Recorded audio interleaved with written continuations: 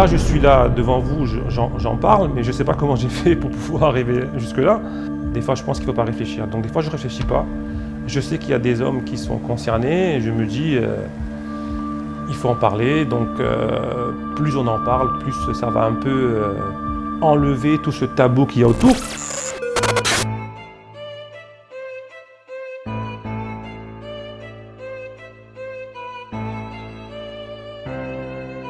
Bon, moi, je me suis fait opérer en 2011 à Montpellier, à l'ICM. J'ai eu ce qu'on appelle un pré-cancer. On m'a fait une opération je m'en fait une double mastectomie, c'est-à-dire on m'a opéré pour prévenir un cancer du sein. Parce qu'à la base, j'avais ce qu'on appelle une gynécomastie. La gynécomastie, c'est un excès de graisse qu'on a à la puberté. Et ça fait un peu comme des seins. Donc du coup, beaucoup d'hommes qui ont ça, ils n'ont pas envie d'en parler. Ils ont peur, ils sont gênés, etc. Alors que 25% des cas de gynécomastie, ce sont des personnes qui vont développer un cancer du sein masculin. Les gens ne pensent pas que ça existe chez les hommes, le cancer du sein. Déjà, pour une femme, parler du cancer du sein, ça reste encore tabou. Maintenant, pour un homme, c'est encore plus compliqué parce que un homme qui parle de ses seins, parce que personne ne comprend pourquoi un homme n'a pas de seins. Enfin, si, un homme a des seins. Pourquoi un homme n'a pas de seins? On a des seins, c'est plus petit, c'est des seins. Je peux parler des hommes et aussi parler des femmes, parce que voilà, les deux sont ensemble. Parce que quand les femmes ont un cancer du sein, par exemple, qui c'est qui les accompagne la plupart du temps? C'est leur conjoint, c'est les hommes, donc forcément, et vice-versa. Donc les deux sont concernés. On ne peut pas dire ça ne concerne que des femmes, ça ne concerne pas l'homme, ça concerne l'homme, ça ne concerne pas les femmes. Les deux sont intimement liés. On a des choses à apprendre, à partager ensemble. Une opération où on vous enlève vos deux seins, c'est-à-dire une double mastectomie par exemple dans mon cas, si la femme fait, c'est pareil. Après aussi, souvent on va me dire oh oui, vous les hommes, ça va, c'est pas comme chez les femmes. Pour mettre fin à la discussion, je dis oui, enfin, je ne rentre pas dans les débats parce que c'est compliqué de rentrer dans un débat pareil. Non, je veux dire que c'est tout autant aussi compliqué pour un homme. On a les mêmes peurs, on a les mêmes inquiétudes, on a les mêmes angoisses, on a les mêmes regards, on partage les mêmes choses. Donc on ne peut pas parler de l'un et pas parler de l'autre, il faut parler des deux. On appréhende toujours quand on a deux grosses cicatrices. Je veux dire, je peux très bien aller faire un foot avec des amis et on dit ah bon, on se met torse nu, il fait chaud. Ben non.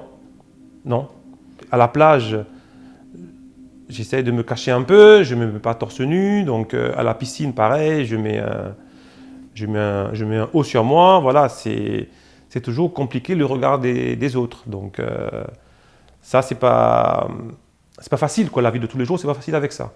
Après, souvent, on va nous dire oh non, ça va, c'est rien, si tu as deux petites cicatrices, franchement, c'est rien. Certes, c'est peut-être pas grand-chose, mais quand on l'a eu, voilà, nous on vit avec, c'est très compliqué.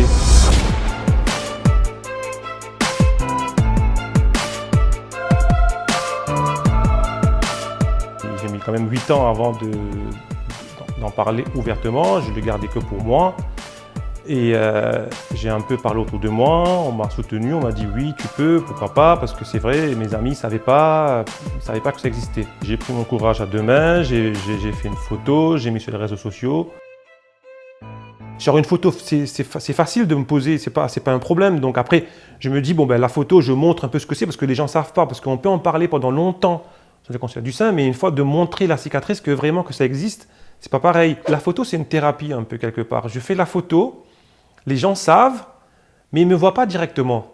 Donc, ils vont me dire, oui, j'ai vu la photo et tout. Et là, on va en parler. Là, je peux en parler. Mais là, vous me dites de me mettre torse nu. Non, ça va être compliqué. Ça n'a rien à voir. Donc, c'est pour ça que la photo aide. Et à partir de là est venue l'idée de chaque mois d'octobre, tous les ans quand il y a Octobre Rose, d'essayer de parler des hommes. Il y a quand même 5% des hommes qui sont concernés.